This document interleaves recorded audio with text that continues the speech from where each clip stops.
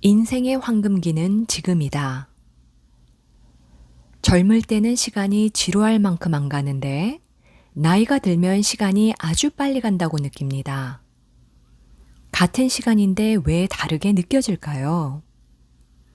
어릴 때는 보통 빨리 어른이 되고 싶어 합니다. 그래서 나이도 좀 올리고 내가 형님이다, 내가 언니다, 우기기도 합니다. 그렇듯 어른 되기를 기다리니까 시간이 안 가는 듯한 겁니다. 막상 어른이 되면 그때부터는 한 살이라도 낮추고 싶어 합니다.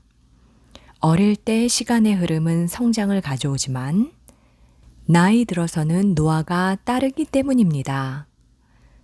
팽팽하던 얼굴에 주름이 생기고 검던 머리카락에 흰머리가 하나둘 생기고 밤을 새워도 끄떡없던 체력이 하루가 다르게 약해집니다. 마음은 여전히 청춘인데 몸은 마음대로 되지 않는 걸 느끼기 시작합니다. 그러면 해놓은 것도 없이 나이만 먹었구나 하는 생각에 미래가 두려워지면서 마음이 과거로 향합니다. 그래서 흔히 나이 들면 지난 이야기를 하면서 추억에 잠기고 지난 세월을 그리워해요. 그때가 좋았어라고 그리워하는 바로 그때는 과연 행복했을까요? 어릴 때, 젊을 때는 다 행복한 걸까요? 중고등학생에게 행복하냐고 물어보세요. 다 힘들다고 합니다. 대학생에게도 행복하냐고 물어보세요. 다 힘들다고 해요. 지난 시간은 다 아름답고 좋은 것 같아도 실제 그 시간에 늘 행복했던 것만은 아닙니다. 후회는 지금의 나, 지금의 생활에 만족하지 못하는 데서 비롯합니다. 한 여론조사에서 10대부터 50대까지 인생에서 가장 후회되는 게 무엇인가요? 하고 물었을 때 세대와 상관없이 1위가 바로 공부 좀 할 걸 이었다고 합니다. 그러니까 그때 놀지 말고 공부했다면 지금 훨씬 더 잘 살 거라고 생각하는 겁니다. 그처럼 우리는 늘 후회하며 과거에 연연해 합니다. 그때 이걸 알았더라면, 이런 선택을 했더라면 하고 인생 극장의 시나리오를 쓰면서 지난 선택을 후회하고 지금의 모습을 초라하게 여깁니다. 되돌릴 수 없는 과거에 매이면 현실은 늘 괴롭고 불만스러울 수밖에 없습니다. 그럼 인생을 후회 없이 행복하게 사는 비결은 무엇일까요? 바로 10대는 10대에 충실하고 20대는 20대에 충실한 겁니다. 10대에 충실한 것은 무엇일까요? 10대는 공부에만 매진하면 됩니다. 어른이 되면 늘 책임져야 하고 밥벌이를 해야 하는데 10대에는 공부만 해도 되고 그것만 잘하면 칭찬까지 받잖아요. 인생에서 그런 시간이 2번 오지 않는데 그때는 그걸 모르고 힘들어합니다. 20대가 되면 연애하면서 설렘도 맛보고 가슴앓이도 합니다. 이것은 청춘이 누릴 수 있는 특권이에요. 설사 실패해도 그 경험 덕분에 사람에 대한 이해가 깊어지고 삶도 성숙해집니다. 그런데 이 과정이 힘들다고 빨리 나이 들어 이런 가슴 아픈 일을 겪지 않았으면 좋겠다고 생각합니다. 그 시기에는 늘 힘들고 괴로워하지만 지나고 보면 그래도 그때가 좋았다고 그리워합니다. 지금 40대, 50대가 나이 들었다고 한탄하는데 한 2, 30년 지나고 보면 바로 지금 시절이 한창 때였음을 알게 됩니다. 지금 60대, 70대가 나이 들었다고 서러워하는데 10년 지나면 또 내가 10년만 젊어도 하면서 그때를 그리워합니다. 이렇듯 늙었다는 건 상대적인 겁니다. 청춘인 고3이 고2에게 심부름을 시키면서 이렇게 말하잖아요. 젊은 네가 해라. 늙은 나는 쉴란다. 아이가 어른을 흉내내며 현재를 살지 못하는 것도 또 젊은 사람이 험난한 세상살이가 힘들다고 나도 빨리 나이 들었으면 좋겠다고 생각하는 것도, 늙어서 젊었을 때가 좋았다고 젊음을 부러워하는 것도 지금 주어진 행복을 제대로 보지 못하는 어리석음 때문입니다. 그러니까 젊은 사람은 젊으니까 힘도 있고 꿈도 가질 수 있어서 정말 좋구나. 또 나이 든 사람은 인생 경험을 많이 했더니 이해의 폭이 넓어지는구나. 이렇게 자기를 긍정하고 현재의 삶을 더 좋게 만들어 가야 합니다. 어릴 때는 어린 대로, 젊을 때는 젊은 대로, 늙으면 늙은 대로 좋은 사람은 평생 행복하게 삽니다. 과거에 연연하지 않고 미래를 두려워하지 않고 지금을 충실히 살면 그 사람은 늘 인생의 황금기를 사는 거예요. 그러면 나이가 들어도 서글프지 않고 인생의 마지막 순간까지 행복하게 살 수 있습니다. 그런데 오늘 우리가 나이 들어가면서 후회하고 만족하지 못하고 불행한 것은 세상에서 추구하는 가치에 휘둘려 자기 중심을 잡지 못하는 데 있습니다. 좋은 대학에 가야 하고, 더 많은 돈을 벌어야 하고, 더 높은 지위에 올라야 하고, 더 널리 이름을 알려야 하고, 숱한 욕망에 사로잡혀 인생을 살아왔기 때문입니다. 이제 내 중심을 잡고 인생의 문제를 해결하려면 지금까지 삶의 우선순위였던 재물, 출세, 명예, 건강 등에 대한 욕구를 뒤로 돌려야 합니다. 이 욕구들이 앞을 가로막고 있어서 그것을 해결하기 급급해서 정작 중요한 것이 보이지 않았던 것입니다. 그 욕망들을 내려놓아야 그 순간 눈이 열리고 어떻게 해야 행복해지는지 비로소 인생의 길이 보이기 시작합니다. 마치 영원히 살 것처럼 오늘을 허투루 보내고 있는지 아는지 자신을 돌아보세요.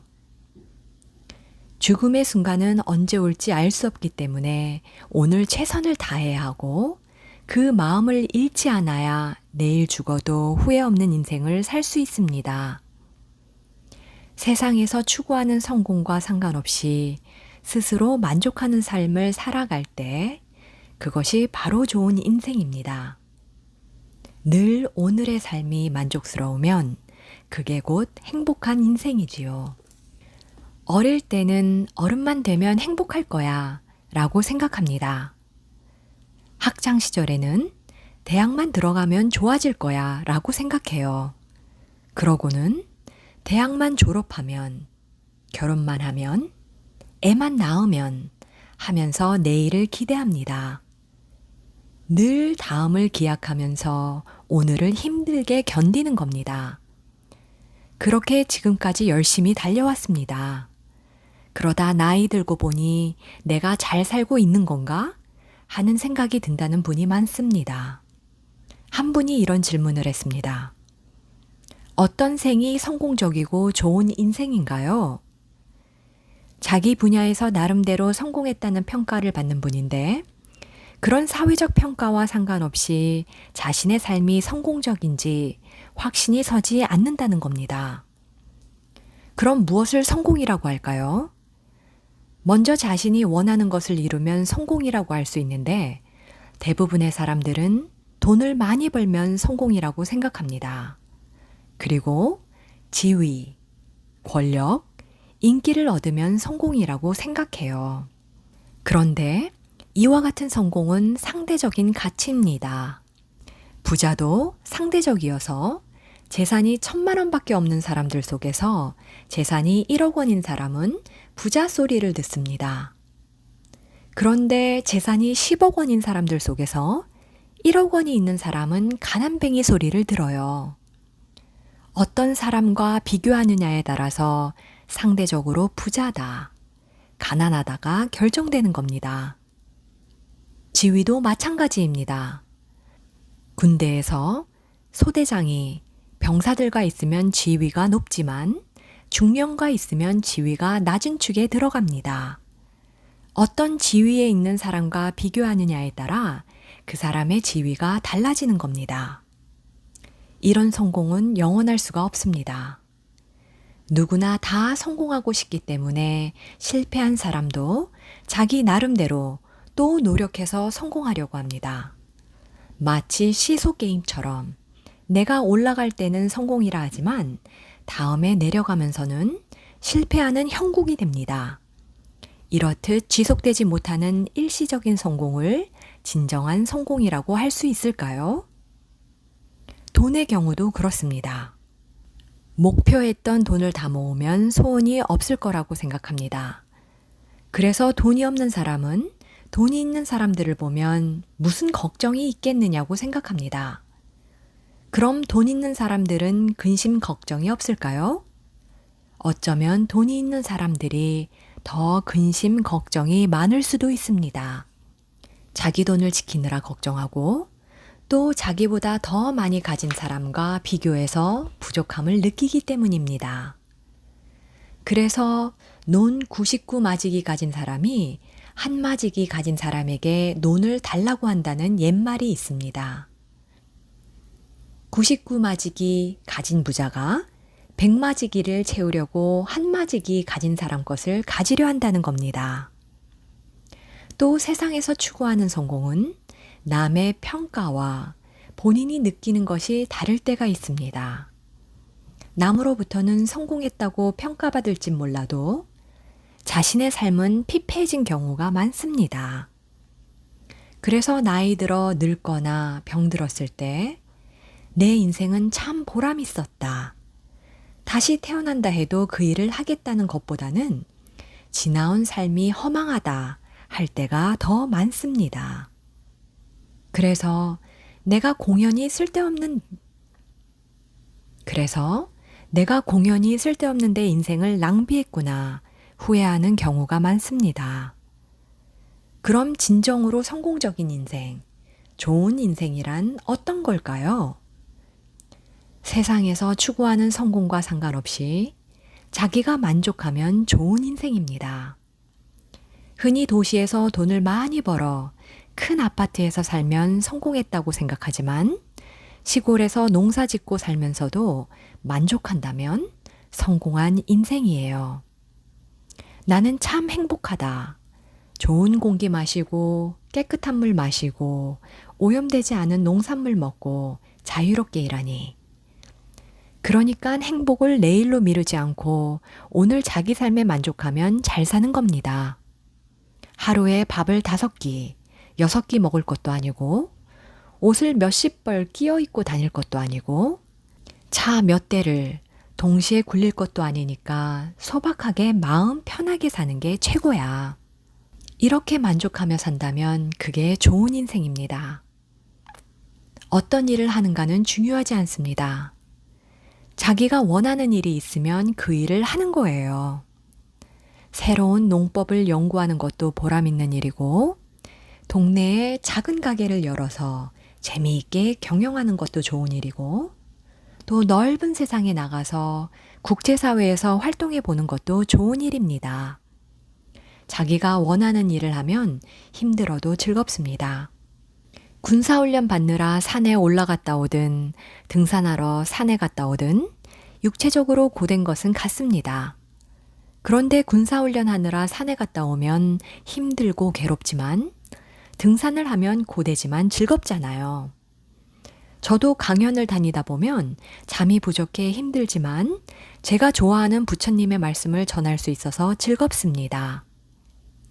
한 번은 법문하러 갈 때 늦어서 택시를 탔는데 그 기사가 차를 아주 난폭하게 몰았습니다. 이 사람이 얼마나 화가 나고 짜증이 나면 저렇게 신경질적으로 차를 몰겠나 싶어서 물었습니다. 오늘 기분 나쁜 일이 많은가 보죠?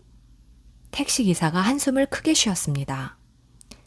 마누라가 집을 나갔습니다. 7살짜리 애도 있는데요. 그래서 다시 물었습니다.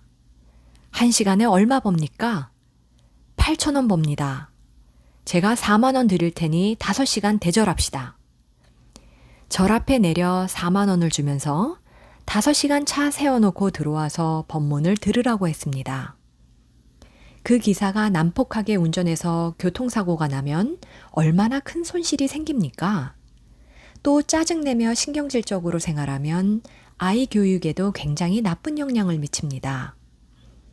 그러니까 그분이 무엇이 문제인지를 자각해서 부인이 없는 상태에서도 행복하게 운전할 수 있게 된다면 어떨까요? 부인이 돌아올 가능성도 높고 사고 위험도 줄어듭니다. 그러면 그 택시 기사뿐 아니라 여러 사람을 살리는 결과를 가져옵니다. 그분에게 그냥 법문을 들으라고 했으면 안 들었겠죠. 돈을 받고 듣도록 했으니 들을 수 있었던 겁니다. 이렇게 돈을 드리고라도 전해주고 싶은 법문을 많은 분들이 돈을 안 들여도 들으러 오니 저는 행복합니다. 원하는 것이 이루어지지 않는다고 해서 불행한 일도 아닙니다. 다만 열심히 할 뿐 결과에 연연하지 않으면 그 과정에서 이미 행복합니다. 그런데 자기 중심 없이 남의 시선을 의식하고 남의 평가에 매달려 성공이라는 거품을 부풀리면 그 거품이 꺼질 때 삶이 허무해집니다. 요즘 사람들은 허세도 심하고 헛된 욕망에 팔려서 인생을 낭비하고 늘 남과 비교하며 자기를 학대하고 삽니다. 나는 능력이 없다는 생각에 빠져 무기력하게 살거나 남을 원망하고 살면서 자기를 비참하게 만듭니다. 그러나 세상의 성공 기준에 나를 맞추고 나의 욕구가 충족된다고 행복해지는 게 아닙니다. 오히려 우리의 욕구를 버리거나 기대를 낮추는 만큼 기쁨이 일어나고 만족이 일어납니다. 그런데 우리들은 계속 바깥 세상 탓만 하지 자기 내면을 돌이켜보고 만족하는 힘이 없습니다. 그래서 주변 상황과 조건의 변화에 따라 울고 웃다 보니 늘 흔들리는 인생을 사는 겁니다. 모든 것은 변해갑니다. 그런데 예전 생각만 하고 지난 것을 고집하면 거기에서 괴로움이 생깁니다. 어릴 때 우정으로 뭉쳤던 친구들도 세월이 가면 자기 살기 바빠서 흩어지기 마련입니다. 그러다 보면 예전처럼 모여도 반갑게 만나지 못하고 시들합니다.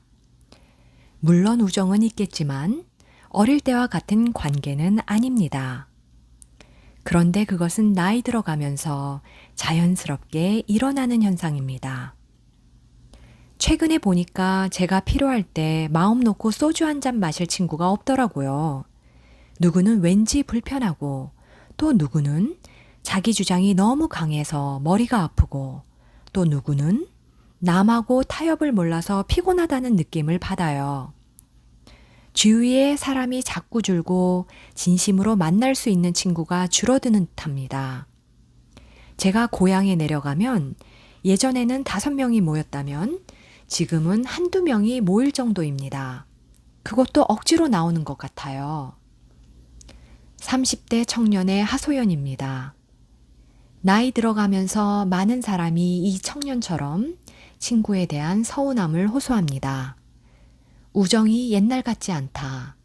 친구들이 이기적으로 변했다고 섭섭해합니다. 학교 다닐 때는 친구가 제일입니다. 무엇이든 친구와 함께하고 부모님에게 하지 못하는 이야기도 친구에게는 터놓고 합니다.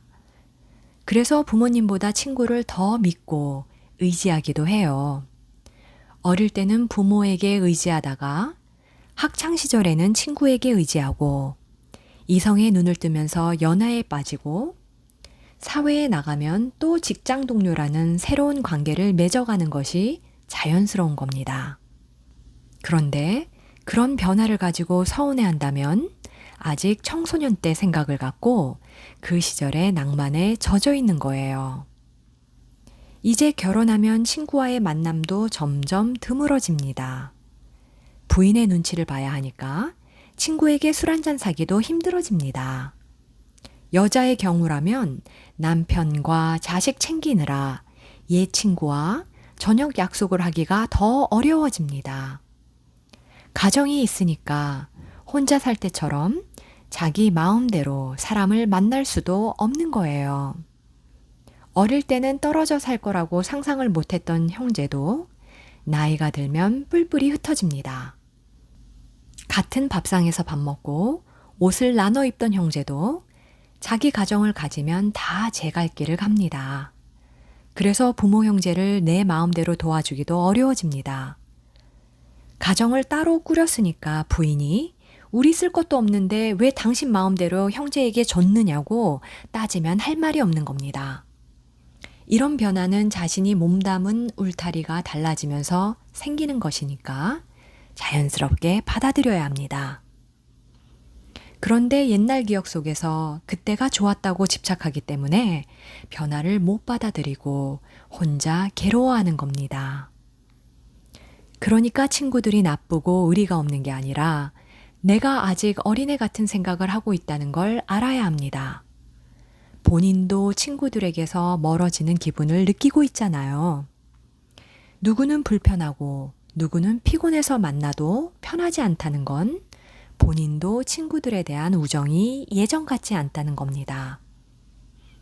나도 변하면서 원인을 친구에게 돌리며 행동을 문제 삼으니까 친구들이 점점 더 떨어져 나가는 거예요. 해가 거듭할수록 제가 너무 예민해지고 까칠해져서 위장장애를 달고 삽니다. 약을 먹고 있지만 어떻게 하면 마음이 편안한 사람이 될 수 있을까요? 상대방을 내 뜻대로 하려 하고 내 취향에 맞는지를 너무 따지면 인생살이가 피곤해서 병이 생길 수밖에 없습니다. 먼저 친구들과 늘 함께해야 한다는 생각을 내려놓아야 자유로워집니다. 같이 있으면 대화할 수 있어서 좋고 혼자 있으면 혼자 있어서 좋아야 합니다. 그러면 곁에 사람이 있든 없든 아무런 상관이 없고 언제 만나든 편할 수 있어요. 오는 사람 막지 말고 가는 사람 잡지 말라는 말이 있습니다. 이것은 인간관계를 아무렇게나 내버려 두라는 게 아니라 주어진 인연을 그대로 받아들이라는 뜻입니다. 사람 관계가 변하는 것을 억지로 잡으려고도 하지 말고 떠난다고 아쉬워하지도 말고 집착하지도 않아야 편안한 관계를 맺을 수 있습니다. 그래야 새로운 인연도 만날 수 있어요. 상대를 이해하지 못하면 내 마음이 답답해지고 상대를 이해하면 내 마음이 시원해집니다. 누군가를 좋아하면 내 마음에 기쁨이 일어나고 누군가를 미워하면 내 마음에 괴로움이 생깁니다. 그런데 우리는 너무나 오랫동안 부정적으로 마음을 쓰다 보니 상대를 이해하기보다 내 생각을 고집하기 때문에 원망하고 미워하는 마음을 내는 데 익숙합니다. 그럴 때, 내 마음에 안 든다고 미움이 일어났구나. 같이 있어주지 않는다고 원망하는구나. 라고 마음을 살피면 도움이 됩니다. 그러다 보면 우정에 대한 집착도, 친구에 대한 미움도 점점 사라집니다. 20대든 30대든 40대든 결혼하지 않은 사람은 흔히 결혼에 대한 고민과 환상이 많습니다. 한 30대 여성이 이렇게 물었습니다. 제가 결혼해서 잘 살 수 있을지 모르겠어요. 그래서 결혼을 해야 할지 말아야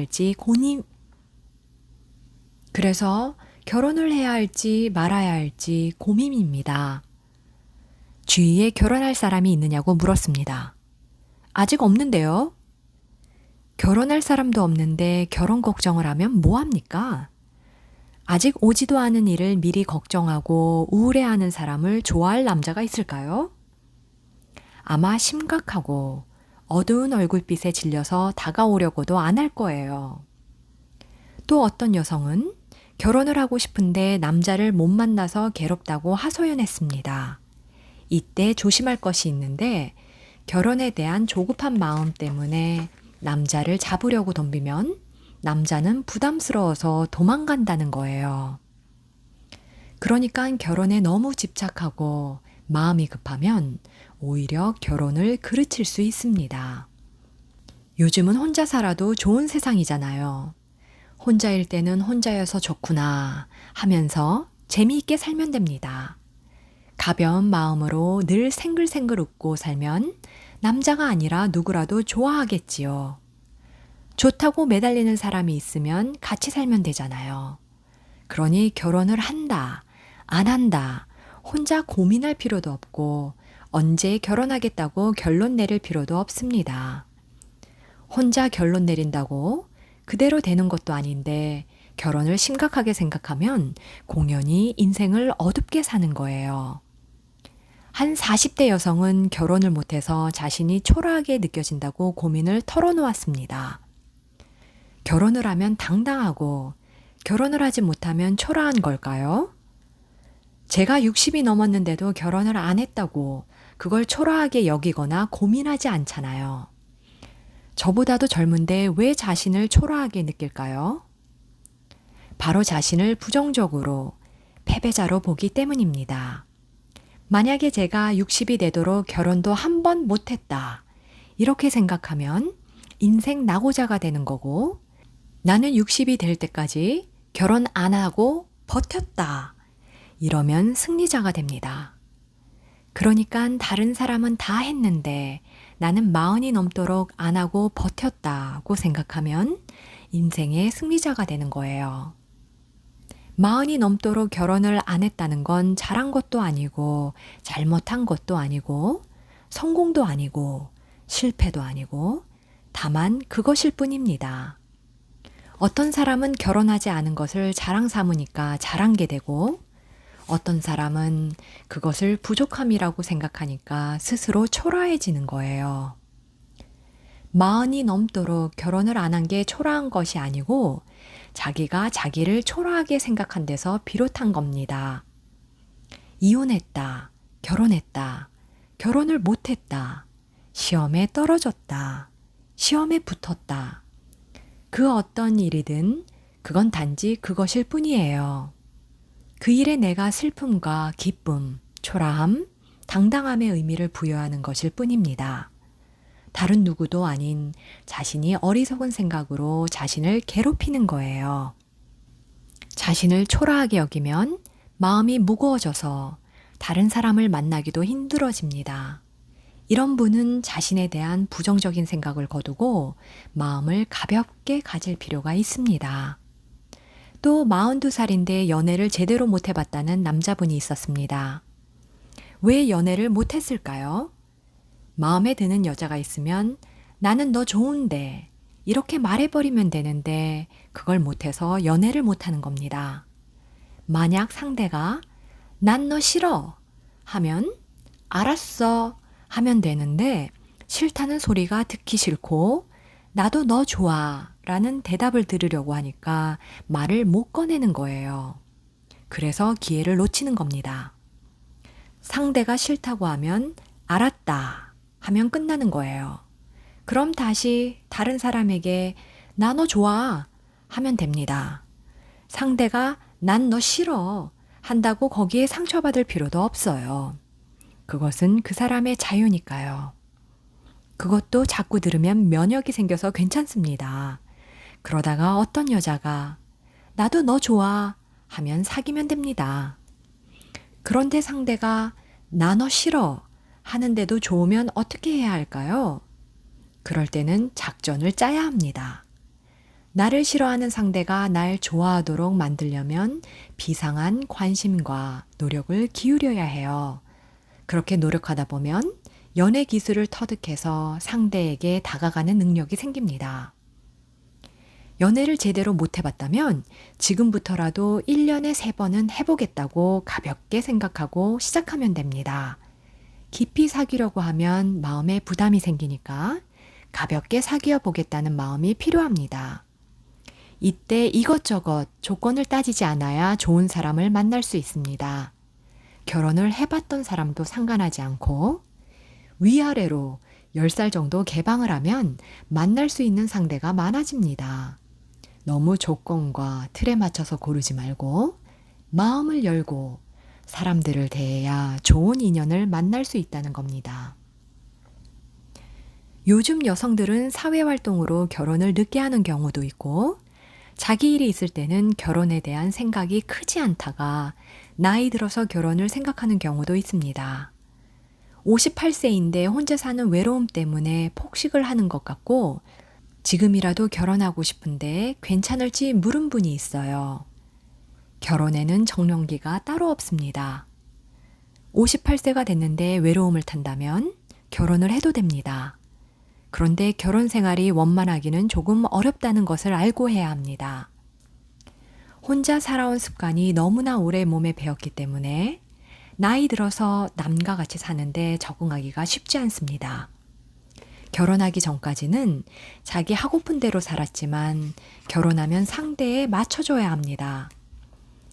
외로움은 해소될지 몰라도 생활을 같이 하다 보면 불편한 점이 생기기 마련입니다. 그런 면에서는 결혼하는 걸 꼭 추천하고 싶지는 않지만 하고 싶으면 해도 괜찮습니다. 결혼 한 번 하고 3일 살다가 헤어지더라도 일단 해보면 결혼에 대한 미련이 끊어질 거 아니에요. 그런데 한 번도 안 해보고 계속 결혼에 미련을 갖기 때문에 한 번 해보고 상황을 봐서 정리해도 된다는 겁니다. 왜 스님이 결혼을 가볍게 얘기하지? 이런 의문이 생길 수도 있을 거예요. 40세 전에 결혼을 하면 자녀가 생기기 때문에 20년을 책임질 생각을 하고 결혼해야 합니다. 하지만 50세가 넘으면 아기 낳을 일이 없잖아요. 그러니까 결혼에 미련이 있으면 해보고 아니면 헤어져도 괜찮다는 겁니다.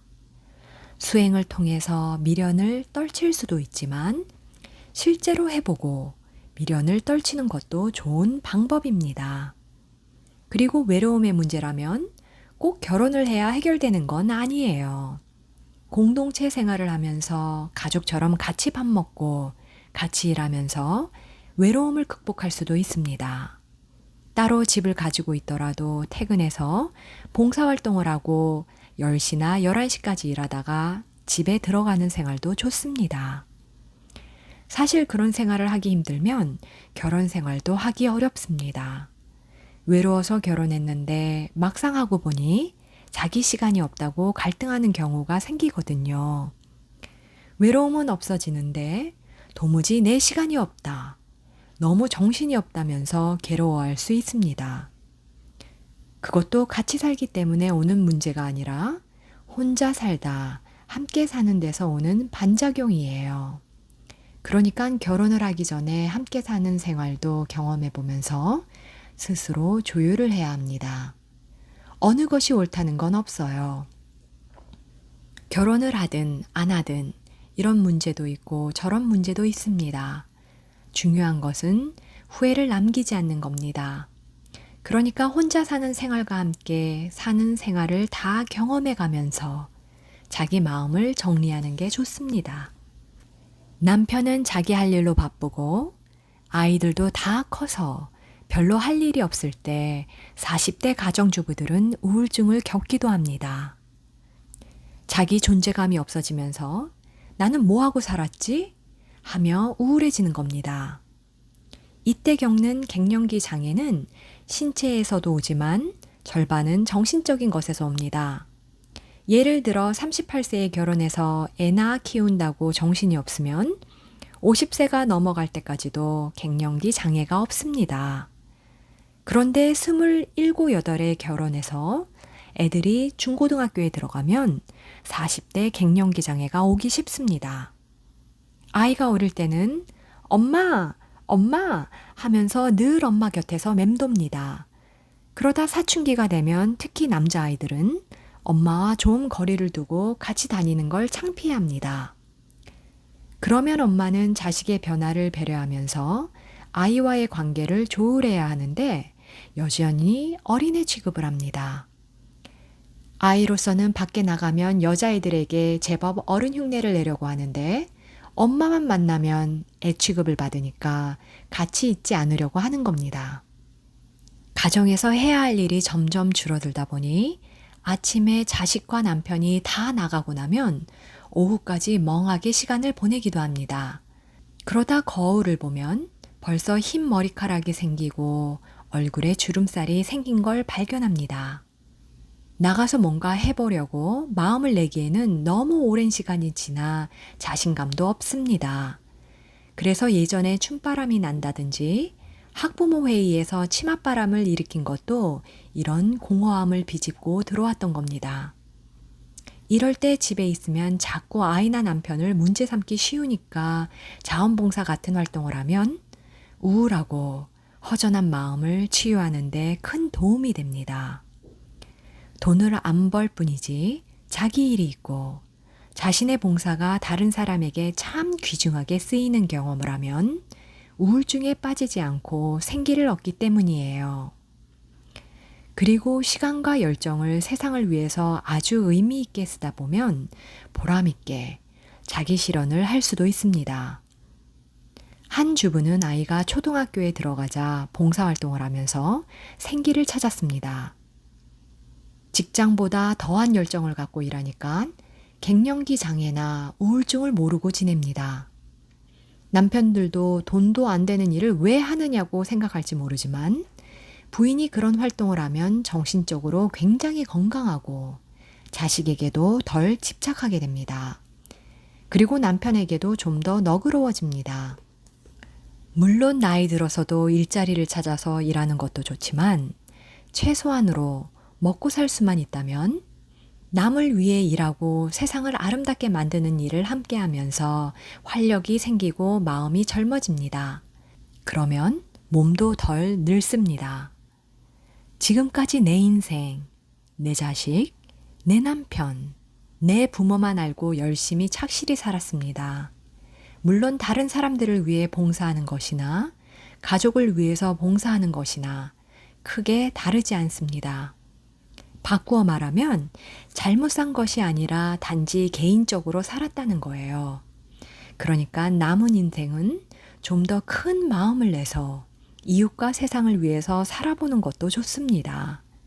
내 울타리를 깨고 나가면 시야도 넓어지고 인생도 씩씩하게 살아갈 수 있습니다.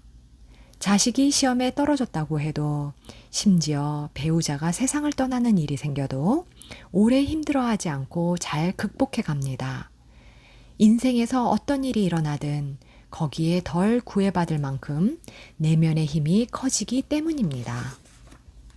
햇살이 쨍쨍하다가 갑자기 먹구름이 몰려오고 빗방울이 한두 방울 떨어지더니 폭우가 쏟아지기도 하고 비바람이 불고 천둥번개가 치다가 금방 맑아지는 경우도 있고 비가 올 듯 하면서 오지 않고 찌뿌둥한 날씨가 하루 종일 계속될 때도 있습니다. 예측할 수 없는 날씨처럼 우리 인생에도 예기치 않은 사건들이 많이 생겨납니다. 결혼할 때 행복하게 살 것만 생각했는데 예기치 않게 이혼하는 일도 벌어집니다. 애를 낳아서 키울 때는 내 아이는 착하고 공부 잘할 거야 라고 생각합니다. 그런데 키워보니 공부를 못하는 건 말할 것도 없고 말썽 피우고 사고 쳐서 골머리를 앓기까지 합니다. 사업을 시작할 때는 돈을 많이 벌 거라고 생각합니다. 그런데 돈을 벌기는커녕 있는 돈마저 까먹고 심지어 가족과 일가 친척까지 다 망하게 하는 경우도 있습니다. 직장도 평생 다닐 거라고 생각했는데 어느 날 갑자기 쫓겨나는 일도 생깁니다. 인생이 순탄하기를 바라고 힘든 일이 일어나지 않기를 빈다고 그것이 내 뜻대로 이루어질까요? 아이가 공부 잘하기를 빌고 남편이 일찍 들어오기를 빌고 아내가 부드럽기를 빌고 세상 사람들이 나를 칭찬해 주기를 빈다고 해서 우리 인생 문제가 풀릴까요? 우리는 늘 인생이 내 뜻대로 되기를 바라고 거기에 행복과 불행을 연결짓습니다.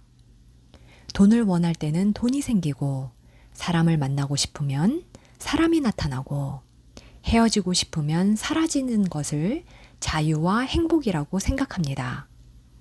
그러나 세상 일이 다 내 마음대로 되는 게 아니잖아요. 어떤 건 됐다가 어떤 건 안 됐다 하니까 늘 행과 불행이 왔다 갔다 합니다. 그래서 인생을 고락이라고 해요.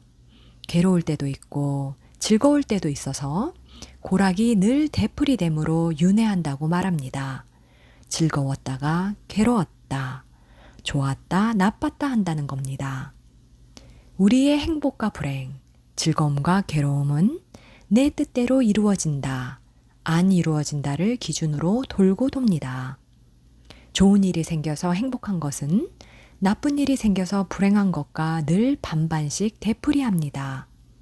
그것은 진정한 행복이라고 할 수가 없습니다. 자기 뜻대로 돼서 기분이 좋은 것은 마약 주사를 맞은 것과 똑같아서 계속 맞아야 합니다. 지나온 삶에서 행불행이라고 생각했던 것들을 잘 살펴보세요. 지금 일어난 일이 나쁜 것 같고 저 일은 좋은 것 같은데 지나고 보면 나쁜 일이었던 게 오히려 나에게 더 이득이 되는 경우가 있고 좋은 일 같았던 게 더 손해가 나는 경우도 있습니다. 그것을 알고 나면 행복에 집착하고 불행에 괴로워하는 감정 기복이 좀 줄어듭니다. 전에는 좋은 일 갖고 행복해 하고 나쁜 일 갖고 불행에 빠져들었다면 이제는 지금은 나쁜 것 같지만 꼭 나쁘다고 볼 수 없을 거야.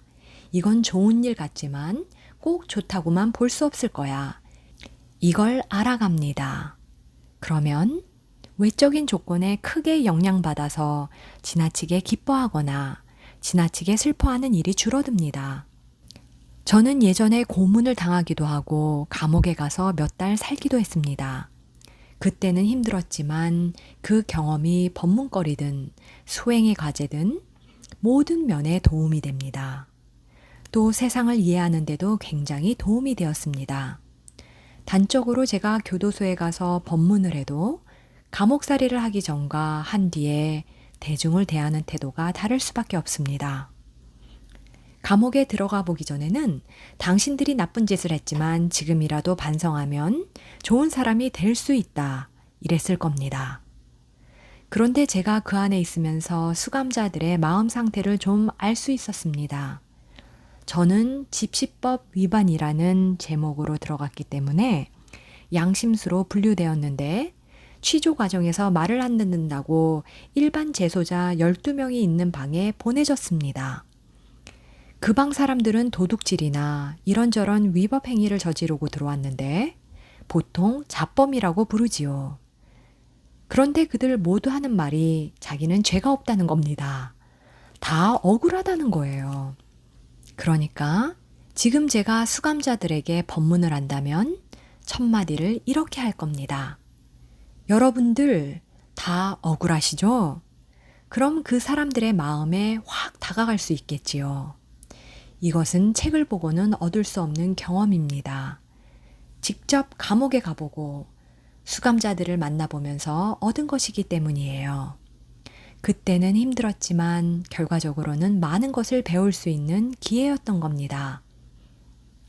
그런 측면에서 우리가 인생을 살아가면서 안 좋다는 일도 꼭 안 좋다고만 볼 수는 없는 거예요. 살아가면서 이런저런 경험을 하니까 나이가 들면 원숙해진다고 합니다.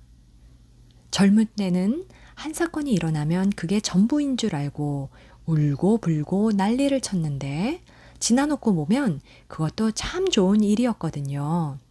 실현해서 세상이 무너지는 것처럼 힘들어 했는데 지나고 보니 그 일로 해서 사람 보는 안목이 생기고 연애 심리도 이해하게 됩니다.